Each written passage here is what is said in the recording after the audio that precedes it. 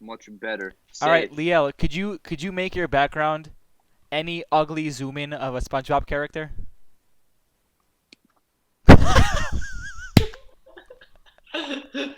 Wait, that was so quick.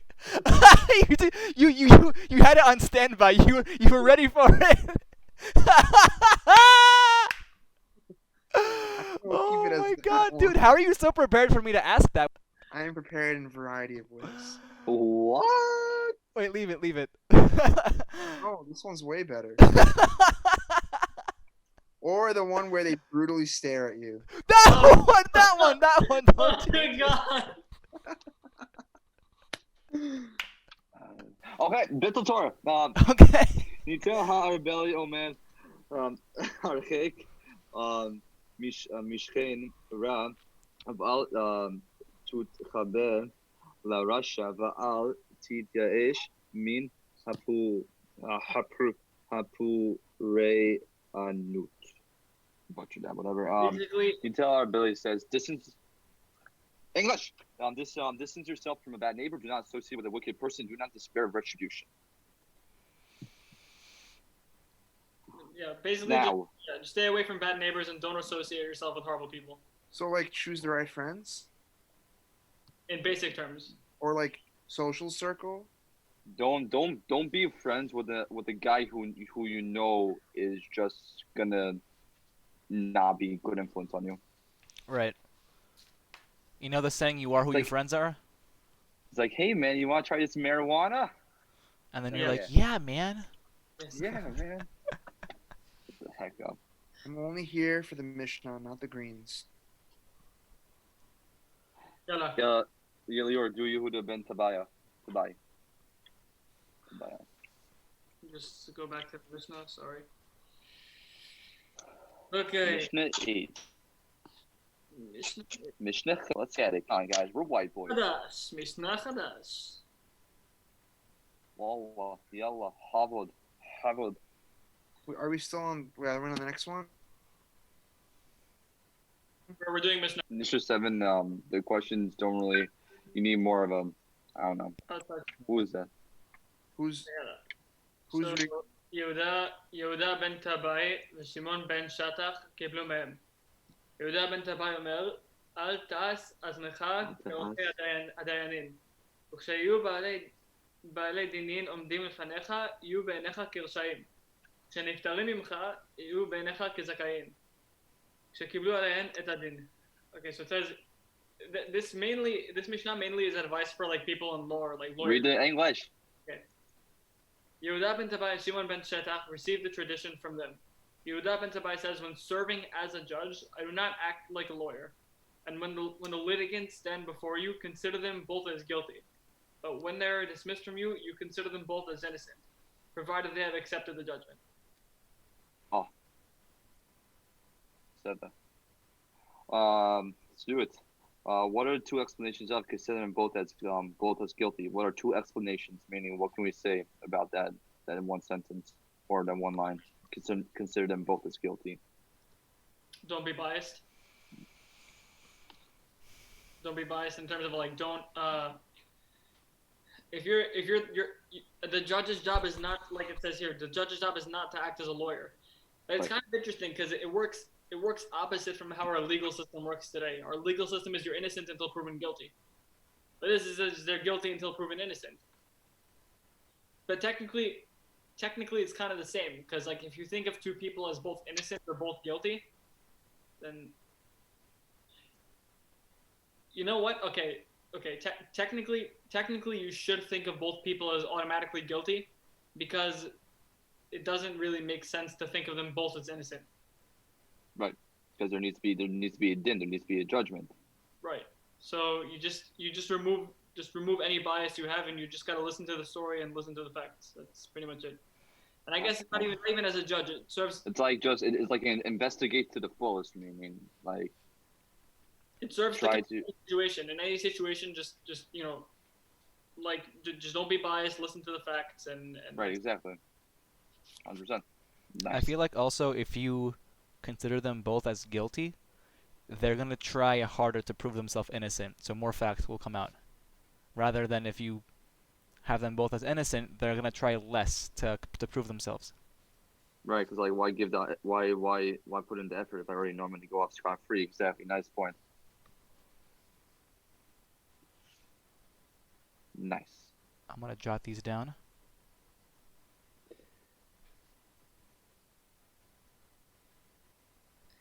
It's interesting.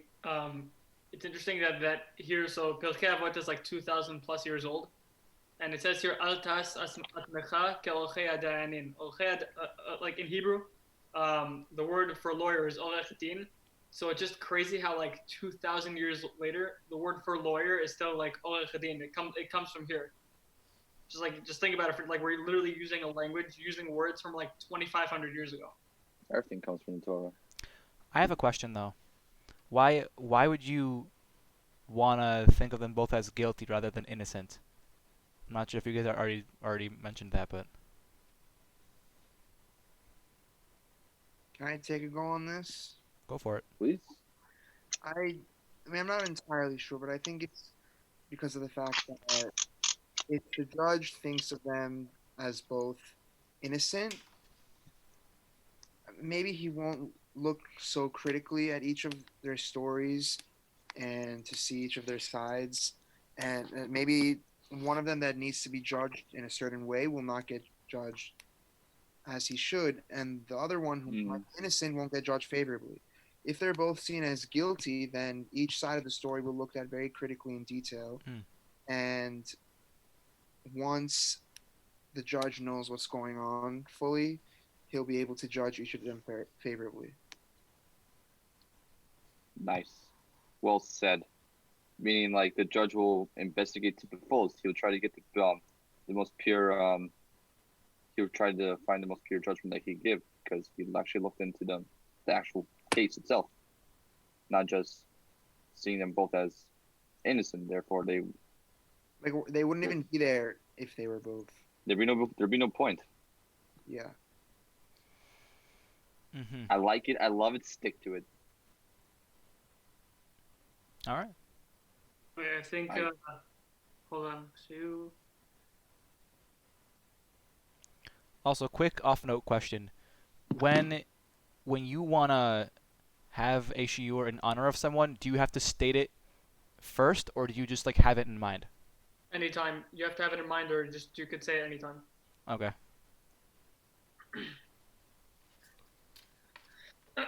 Oh yeah, we should dedicate this learning to a big Refuah Shema Let's do to it. all the world. Yep.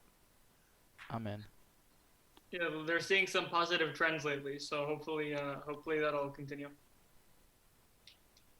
Okay, second question. What are two explanations as to how, after a case is over, you can possibly consider them both as innocent?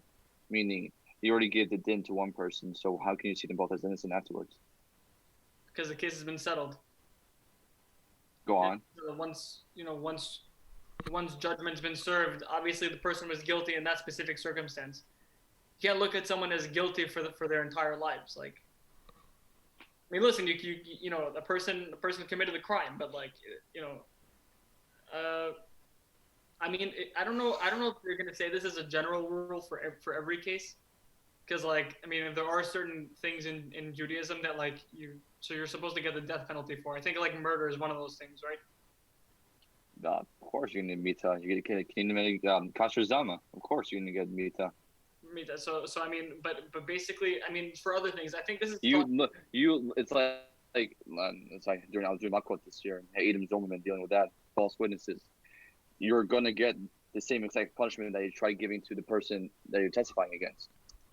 So Right. kasher zama plays into effect like that. right, and I think the best circumstance. Measure for measure. The best circumstance to see that to make it like an analogy to would be in the bet din. Let's say in a bet din you have two guys that are coming to court and suing each other, right? They're suing each other, so you know you don't have any biases. You know, you review the court case, and the court case is settled. They paid X amount of money to each other. The case is settled, right? They're both innocent. That's it. The slate has been wiped. Judgment's been served. It's done. Right. So you know, and also because also think about it. Like you can't have they should be viewed as innocent because like you don't want people to be like hammered for it after. You know, if a court case is settled. Well, it's still gonna linger around them no matter what. Yeah, it's gonna link. Yeah, it will. But like, What if it's could another explanation be that they both falsely accused each other of something, could be. or Yeah. they were both, or by law both falsely accused? Yeah, but then the judge has to come into it and actually seek the truth. If both of them came testifying against each other and they're both false, I mean, it was all made up. Then it has to be. They shouldn't be able to leave the court innocent because they're both lying against No, I'm talking about like, against one another. are these, is this referring to two different people accusing each other of something, or the law accusing two individuals of something? Because if it's the law, then there's no lying there. It's just, let's say these were two suspects of a murder, right? But they weren't the actual people who did the murder, so they were falsely accused by law. I think what the Mishnah is talking about, a person accusing a guy of like, I don't know, like doing damages to his lawn and then taking him to court. I think he's talking about that kind of case. It makes the most sense to make an analogy to money settlements here. Right. By the way, this doesn't apply to law of the land. Like, there's actually Marcel knows about this, but basically, Jewish court is called a bet din, and they still exist today. Based in. Like the based din of the five towns actually has certain like privileges that the government gives it. So like people are actually like my great uncle works in the bet din of Queens. So that just Oh, like Chico? Yeah. So what you're saying is we could give them capital punishment. Well, no, there's certain like the government, you know, it gives you certain autonomy. Yeah, we're gonna stone people to death. Or then maybe pour hot lead, molten lead down a person's throat until they die.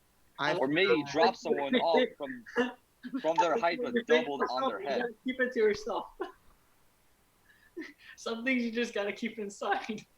Or we have everybody eat jars of mayonnaise until they just die. Just non-stop mayonnaise. Yeah, I mean that's food. If I were to get the death penalty, I would want to be pumped full of hummus. and just do it peacefully. Just explode. No, okay. Next question. That was Don't interesting. read it. Just so you know, But I have a question though. What if someone really did commit the crime and they're both innocent afterwards? Then you can't take them back to court. yes, Like remember, the din's already been passed, the judgment's already been passed on. You can't do anything about it afterwards. Okay, makes sense. Next Sad, question. yeah. you need two witnesses for anything in Judaism. For any case, there must be two witnesses. And Ruvain and Shimon. No, okay. Okay, Rockrat. Whatever. Leroy, read the third question. The third question for Mishnah 8. Yes, the one we're doing. Some explain that al tas atzmecha ke'olchei hadayanin, that don't let yourself be influenced by men who place judges in office. What does this mean? So, wording of the question is a little confusing. So like, don't be. The thing is, with these Mishnah translations, like it's like literal translation. You know what I mean? I would Like say the, like word for word, and it doesn't make sense all the time. It says people that put judges in office. It's basically, I think it's probably talking about corruption, right? Oh yeah, 1 second. By the way, the meeting's gonna end in 10 minutes because we're at 30. Oh what? We're 39 minutes. It ends at 40, but just giving. So if the meeting ends, just rejoin afterwards. Right.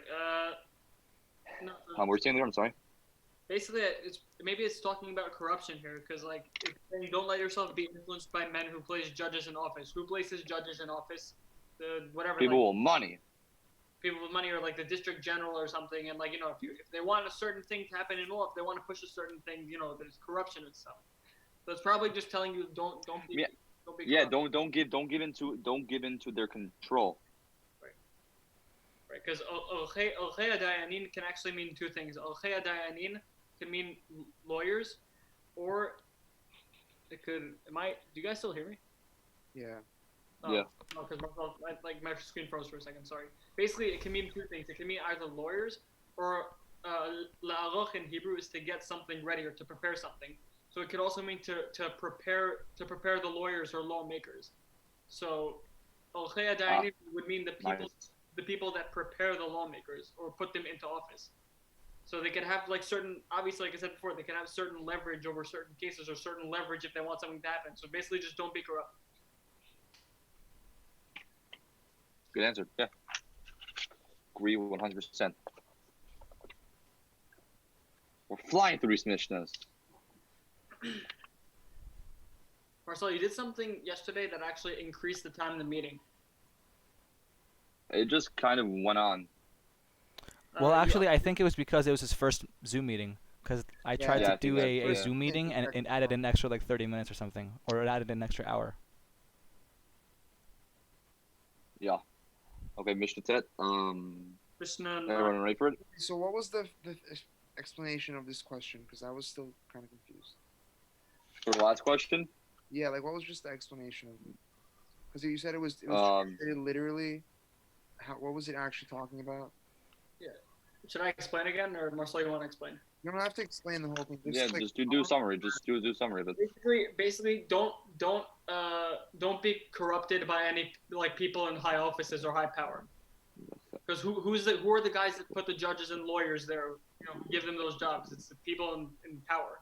So don't be like corrupted by them or something. Okay. I have a question. Could this also mean like, it says, don't let yourself be influenced by men who place judges in office. What if you're in a situation where it's like I broke someone's fence, right? Or Right. I'm accused of breaking someone's fences, and some guy who loves fences puts judges who love fences in the court. To rule unfavorably towards you. Right. And then it's saying don't be influenced by men who place judges in office. Could that mean like don't let that mess with your head? Or like just I think the question is pertaining mostly to the judge. Yeah, exactly. It's saying like whatever the case may be, you always gotta be truthful to your din, to your judgment towards the person. Don't let other people, outside influences, affect your judgment on the people itself. Mm-hmm.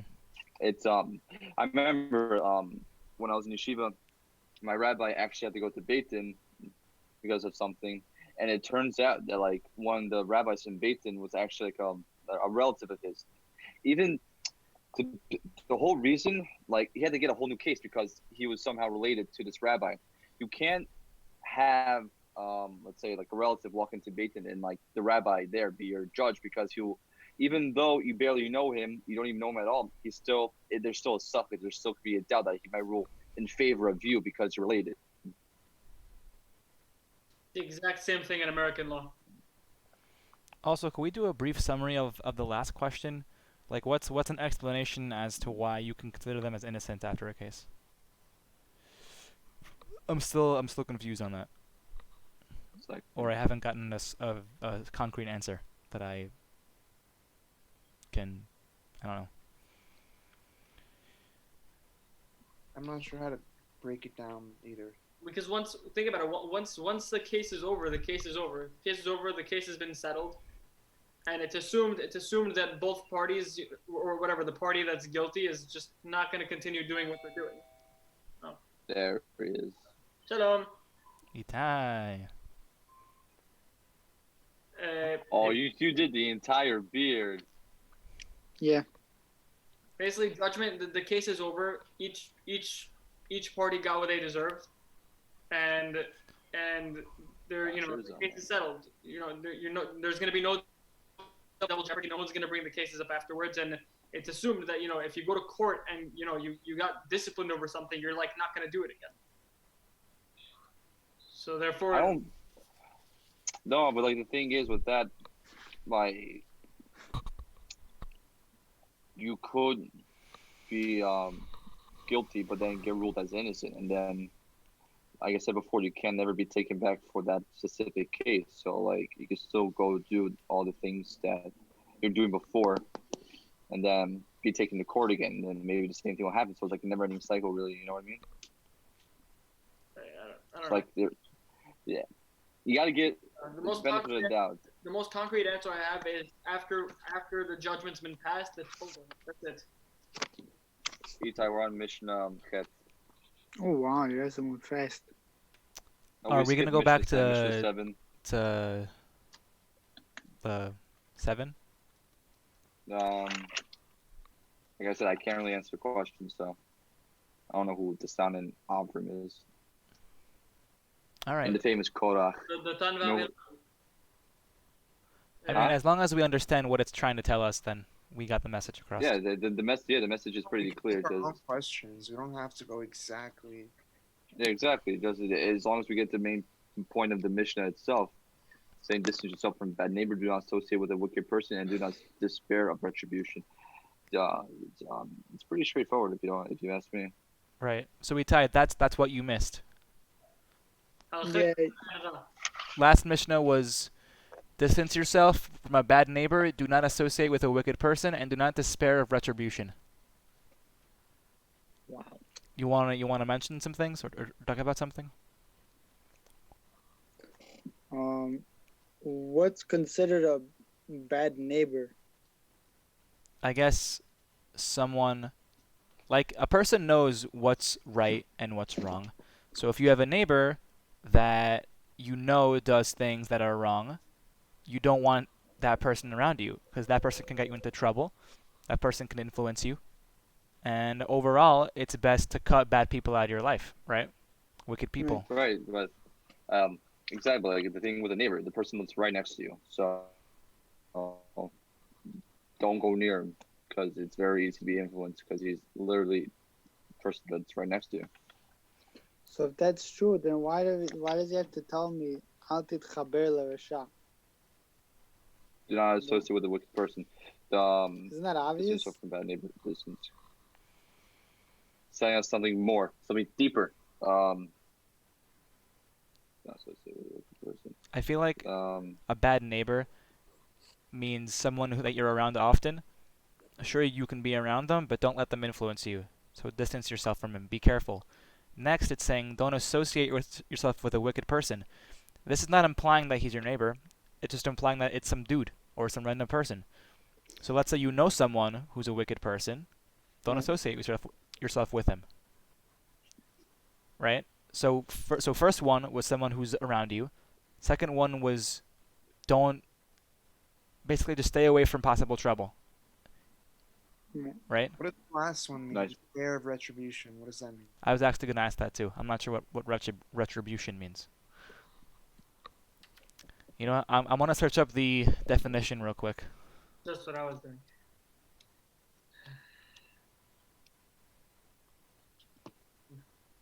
Okay. Punishment inflicted on someone as vengeance from a wrong or criminal act. So basically, revenge. But revenge for you doing something bad. So stay away from the wrong people and don't be wicked yourself.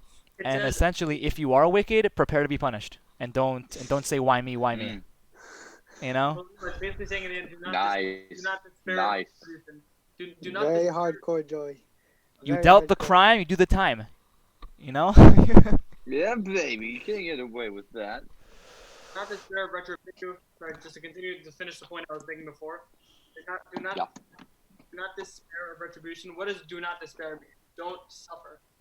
Do not despair of retribution. Don't suffer from wanting retribution. Retribution is we translated as revenge. So Nice. don't ever want revenge. Don't be obsessed with revenge. Never doesn't usually lead to anything good. So that's Nice. the most logical explanation of don't despair.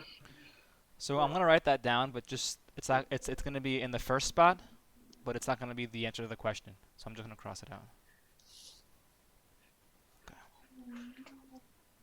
And it's also really just to a breakdown the people and the bad neighbor and the wicked people that it's telling you to stay away from. If you try to take revenge, you'll eventually become that wicked person that the Mishnah is saying stay away from. Ooh. You know, there's a quote by Batman, and he says, when you kill a killer, the number of killers stays the same. The number of killers stay the same. Meaning you take a spot. Exactly. What? Batman said that? What? Oh, It's intense. I'll tell you. You guys are saying very good. I'm gonna add something I have written down here in the footnotes. My Pirkei Avot. It says the doctrine of divine retribution. It means that God eventually punishes the wicked, right? It's one of the foundations of faith that we have to know that Hashem at the end he punishes the wicked for their deeds, right? For like bad or shine, like I don't know, like Son Asa, people who hate Am Yisrael and they just want to destroy us, Hashem will pay them. Well, he'll punish them, right? Right. He said, and it says, even though it is slow in coming, it seems slow in coming, and you don't see that they're being punished, they're succeeding, they're going. One was to remain confident that there will be a time of judgment. Bidyuk. Right? And it's like what you guys are saying, very, very, very like amazing. That it's not up to us to do it. We have to know that Hashem will do it in the end, and it's not our job. And all the more so, if you try to do it, you will at the end, you would right adraba, right? You're gonna make yourself worse. That's right. Nice. That's right. So yeah. This ties into the other Mishnah. Don't give yourself the job of a lawyer. Don't give yourself the job of Hashem. Right. I was actually just learning today in Brachot in in the bottom half of Daf Hey Amid Aleph that Hashem he sends Ritzef affliction. He sends affliction to those who go around running around aimlessly doing bad deeds, doing sin, averot. Eventually it will come. He'll cast his affliction onto that person, just doesn't know when. But what if that person doing the bad deeds thinks he's doing God's work? It's even worse. Like the Arabs, they're blowing themselves up thinking that they're doing it for God's sake. But that's obviously wrong. I think that's a lot He worse. sends them the affliction. He sends them the affliction. Look what's going on in Iran, especially. That is true. This is true. Iran is not number one.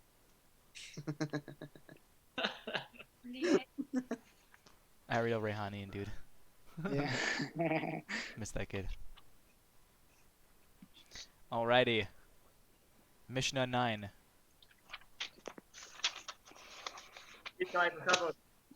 Oh, wait. Yes, Oh, wait. Number 9 or number 8? 9. Tet. Oh, 9. Come on, Is Beis. that Tet? Come on, Beis Shammai. Tet. Yeah. Come on, Beis Shammai. Taste. Okay. We're on taste. Taste. Beis Shammai looking. Shimon Ben Shad. Shimon. I'm sorry, I love That's saying it. that name Shimon like that. Shimon HaTzadik. Shimon Ben Shatach Omer, Shimdog. הווה מרבה לחקור את העדים, והווה זהיר בדבריך, שמא מתוכם ילמדו לשקר. Mike. English? I got it. Shimon Ben Shetach. No, fine. Shimon Ben Shetach says, I'll just cry in the corner. be It's fine. increasingly thorough in your examining the witnesses and be cautious with words lest you learn from them to lie. Okay. On a simple level, the Mishnah stresses the importance of effective cross-examination, the sfas emet, Emes says the witness of the Mishnah can be referring to the Yetzer Tov and the Yetzer Hara. According to this, what is the message of the Mishnah? Whoa. Spas Whoa. Emes was a huge Talmud Chacham. Gadol Hador. So what he's saying is good. They learn from I got such a good answer. I have such a good answer. Spew it. Or sorry, go for it. Yeah. Okay, think before you act. Think before you / speak. Your words can harm someone beyond repair. The Yetzer Hara disguises those words as good. So the Yetzer disguises. This it like ties into well, I don't know what it ties into, but I'm saying like it seems like what you're saying might be good, but in actuality it's the worst thing possible you can say to someone. The Yetzer Hara can mask itself as Yetzer Tov. I like what you're saying. Oh, that's crazy. Also, There's so many. Oh, sorry. Yeah. Continue. Yeah, how do? No, but you were saying something. Sorry. I just got very excited. There's like many proofs to that from Make the it lower. Torah. Make it lower. It's high, I love. Sorry. There's many proofs to that in the Torah that they say that the rabbis they say that Esav Rasha, right? And Ishmael, they looked like rabbis. We think they look like these Arabs that are like, like I don't know, like you can tell like they're bad people, terrorists. No, they look like rabbis. Like so, somebody who could look like on the outside like the most kind person, Yeshivish. right? The best midot and everything. Inside, it could be the most rotten person in the world. Exactly. I mean, some of them look like they're gonna blow you up, but Also, I think a very important thing here is that when you are a judge, you don't want to give the person on trial hints of what you could view as favorable. Keilu, like, you don't want to give them hints of what to say to make themselves look more innocent.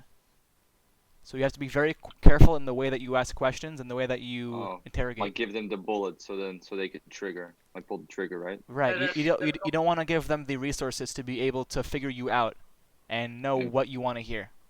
And prove their innocence, quote unquote. Well, conditioning your witnesses. You don't want to condition your witnesses. You can get people to say to even say false confessions. There we go, boys. We're shaking the heavens. Yes.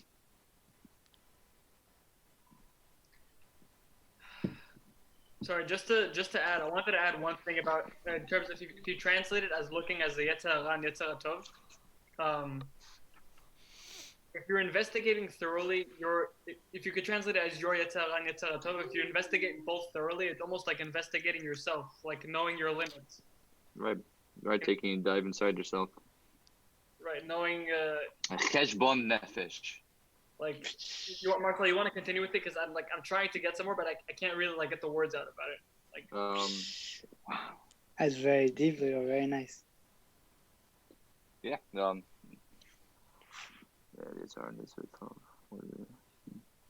Meaning, like, it's those two things that make you you. Without them, you're nothing. But in actuality, it's all Hashem. It's all Hashem that's putting that in our heads. It's the Yetzer Hara it's not disguised as Hashem, but it's used as a tool for Hashem to be able to disguise himself, because he wants you to come to the ultimate truth that it's actually him that's coming from Hashem, meaning it's good. Anything he does is the ultimate good for us.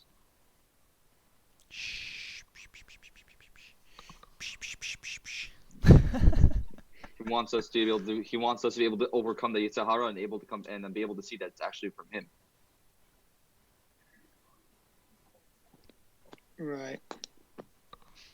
Let's do the second question. What is the Mishnah referring to? I feel like we already covered that. Unless someone else has something else to say. Well, my book says, going back to the simple explanation of the Mishnah, who is they and what are them? Who wants to answer that? Yeah, that's just simple. That's just they're the witnesses. Not exactly. I think so. It's saying here, be increasingly thorough in examining the witnesses, and be cautious with your words, lest they learn to lie from them to lie. I said that they is the person on trial. Them is the hint that you can give to make the person on trial say things that are not true to look more innocent to the judge. So I put down like them is like hints, or like kind of like cracks. Words. Yeah. Would be the word. Correct. That's exactly what I have. They are the people, and who with them are the words. Wait, what is less? Is it saying like you should give them hints or shouldn't? No, Lest is like, it's saying like, If you don't do this, less is like they will, almost. or else. Be cautious with your words, or else they'll Right. learn from them to lie. So like Less OJ is like as a result of. Okay. You feel me, dog? Yes. You feel me, dog? Continue. So what is this Mishnah referring to? Now I think we can expand on the entire Mishnah. So be increasingly thorough in examining the witnesses, and be cautious with your words. Be careful how you question the witnesses. Meaning, you gotta be extremely precise with your questions because you don't want to leave any room for error. Meaning like what you said, Joey. Like you don't want to give them the ammunition to be able to pull the trigger and be able to prove, quote unquote, their innocence. And also, you don't want to have the wrong information. You don't want to misjudge someone. You don't want to give someone the wrong sentence. Right.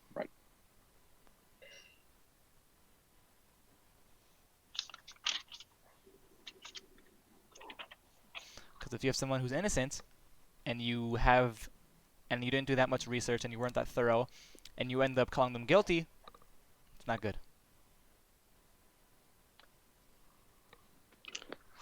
so like coming back to what Lior pointed out, that this is probably talking back to this. It seems that this, and on a deeper level, that it's saying that we have to like investigate ourselves. Maybe one of the things we can learn from this is that how important it is that we have to always strive to be very honest with ourselves and be very real, right? Mm-hmm. And yeah, and to not like Just make that cheshbon nefesh, calculation of the soul. Right, and you got to be careful because it's someone's livelihood. It's Right. someone's innocence. It's like you give them the wrong din, the wrong judgment. You just killed the entire world. That's right. can't be biased. Very selfless.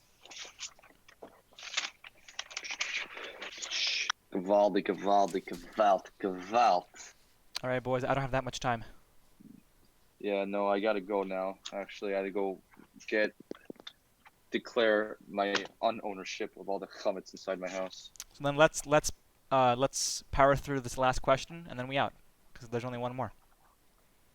What? I said only 7, 8, and 9. No. I know, but on 9 there's one more question. Oh, there's one question. Oh, my fault. It's all good. Itai, come back. It's time. It's time for the last one. Oh, let's do it. What are two explanations as wait? What does your sheet say? On a simple level, our Mishnah is stressing the importance of effective cross-examination. However, the Sfas Emes has another way to interpret the Mishnah, where the witnesses of the Mishnah can be referring to the Yetzer Hatov and the Yetzer Hara. According to this, what is the message of the Mishnah? We already answered that. That was the first question. The Yeah, first question was who is they and them. Marcel Oh. put that question. Yeah, my book has that as the first question. Oh, I mean, oops. so can we I mean, do it's a brief recap? Yeah. I'll read what I have on my paper. Think before you actually speak. Your words can harm someone beyond repair. The Yetzer Hara disguises itself as the Yetzer Hatov. meaning it disguises your words as good. That was good. It puts a cloud over your head, meaning like whatever you're saying you think is coming out is good, but in reality it's bad. It's not what this person needs to be hearing. It's not. And then we could learn from that, just like what you're giving to these people, what you're saying, can be used on you, and not the most, and not in a good way. There we go.